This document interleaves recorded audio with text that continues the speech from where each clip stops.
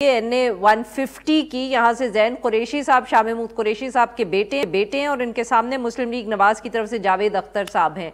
जी आमिर साहब, आपसे गुफ्तगू शुरू करते हैं। इस हलके में क्या देख रहे हैं आप?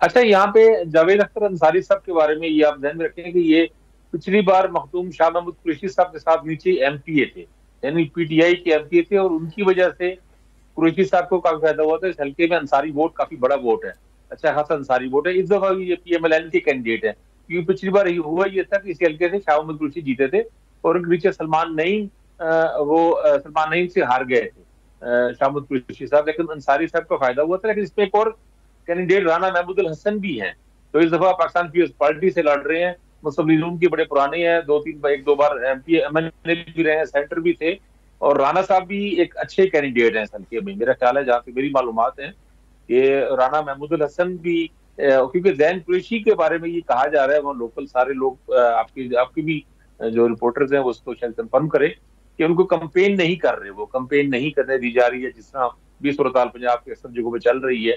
कंपेन नहीं कर उस तरह नहीं कंपेन कर पा रहे, तो वो एक ज़ाहिर एक बड़ा एक डिसएडवांटेज उससे तो PTI कैंडिडेट्स को हर जगह है, और जैन कुरैशी को भी है।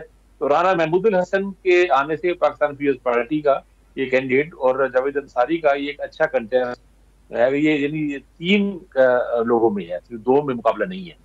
तो मेरा तो ख्याल है यहाँ सही। पे जावेद अंसारी साहब को थोड़ा सा एज है।